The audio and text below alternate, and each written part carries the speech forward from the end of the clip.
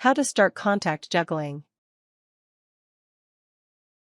Contact juggling is a style of single or multiple ball manipulation, also called dynamic manipulation and sphere play, seen repeatedly in the movie Labyrinth. A practiced contact juggler will eventually be able to roll, spin, toss, and pass the ball back and forth, looping and bobbing it over the fingertips, palms, the tops of the hands, arms, and other parts of the body in a graceful dance. Steps. 1. The cradle. Hold your favored hand out, palm down with fingers extended and touching. Dip the straightened middle finger down slightly to make a cradle for the ball. Place and leave the ball on top of the fingers near the second knuckles of the first, middle, and ring fingers. Keep it there for several minutes at a time to get used to it. Move your hand around, up and down as the ball is cradled on top of it, adjusting for inertia. Find the cradle on the tops of both your hands and become very accustomed to the ball being there. This is intrinsic to contact juggling. 2. Palm to cradle over the edge, transfer. Hold the ball in your open palm, set on the upper, meaty part between the third and second knuckles. Now, keeping the fingers together and straight, but not tense, give the ball a very slight lift up and pivot your open hand inwards, still underneath the ball so that it rolls over the outer edge of your index finger and lands in the cradle position on the top of your hand. Hold it a few moments. Now rotate it back to your palm with the opposite pivoting motion, dropping the plane of your hand back down if you need to. Practice until the ball moves as little as possible while your hand moves under it. Eventually, there will be sweet spots where you instinctively feel it and perform the move effortlessly. 3. Palm to cradle over the tips, transfer. Again, set the ball in the open palm as in step 2, but this time the ball will roll over the fingertips rather than the edge of the index finger. Hold the ball in your open palm with the fingers together and gesturing towards 10 o'clock, left, or 2 o'clock, right, depending on which hand you're starting with. It should look like you're about to shrug with one arm. Then, using your elbow for a counterbalance, get your upper arm working. 2. Steadily swing your open palm in towards you with a windshield, wiper, arching kind of motion and let the ball roll over the tips of the fingers, just between the first and middle fingers, and onto the cradle position, top of the hand. Once the ball comes to rest on the cradle, pivot, swing your arm in the same arc back to the starting position and allow the ball to pass back over the fingertips to the palm. The ball should ultimately go over without the fingers being spread too far apart, but get them further apart and make an actual track for a while if you need to. You can also try learning this transfer with the ball first cradled in front of you and arc it out to the palm. 4. The butterfly. This is the previous palm to cradle, fingertips transfer done back and forth rhythmically so that the ball travels in a fluid figure 8 or windshield wiper motion as it glides to and fro. The only difference is that your elbow should be free to move around a lot more to support a fluid motion. To get a well-rounded figure 8, lift the ball in a small, inward curve from your palm as the ball passes over it back to the cradle. Start off slowly and deliberately so you can get used to the move and watch it. The butterfly looks its best, though, when done snug and sleek. Once you've really got it, try reversing the direction of the figure 8. On the outward motion of the butterfly, when the ball rolls onto the palm, be sure not to cup or grasp the ball before you roll it back over to the cradle. Even when in the palm, the ball should be visible. Mastery of the butterfly leads to more flashy, intermediate moves such as the top-to-top butterfly pass.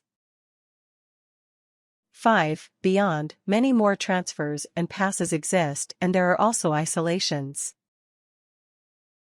Keeping the ball in one fixed spot in space while the hands grab, hold and flourish around it as the ball appears to hover.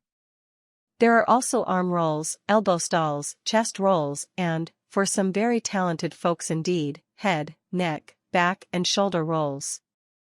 Practiced contact jugglers also do many types of palm spinning, rotating multiple balls in the hands.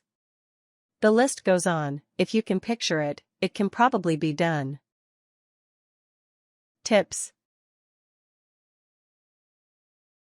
To cut down on having to chase your dropped ball around the room, you might want to practice over a bed. Use your whole arm. Using only the strength of your hand and forearm to contact juggle will cause your wrists to buckle often and cause the ball to bend the knuckles as it is transferred. Sloppy effects. This is remedied by keeping your elbows, triceps, shoulders, and shoulder blades involved during even the small transfers and butterflies to provide the control and balance you need. The dumb hand. Your off hand will usually lag in progress and have less balance, grace, and agility than your favored hand.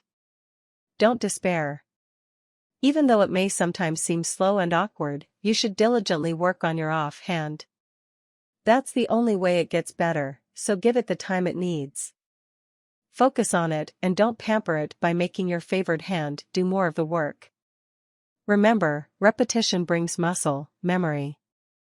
Smooth moves take time. Don't worry too much about a sloppy, initial version of a trick.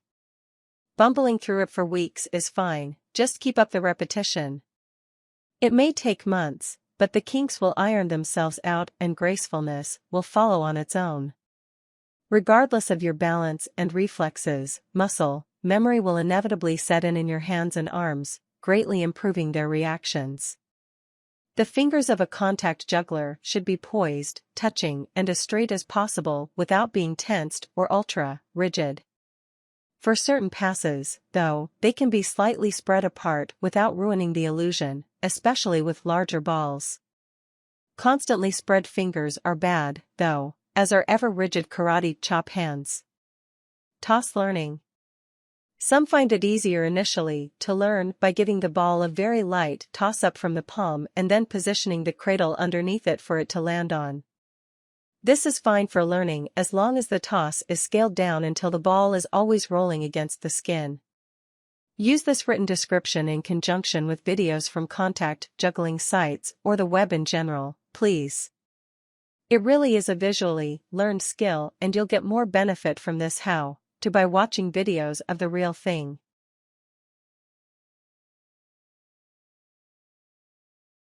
Warnings. Acrylic balls create a lens that can easily burn. Don't leave a clear, or translucent, contact ball out where it might be exposed to sunlight, or you may find burnt holes in whatever surface the ball was resting on. There are some in the juggling community who have chosen to snub this art for various reasons. Visit the first 3 external links below to learn more about the ethical debates surrounding it. Keep your distance from others.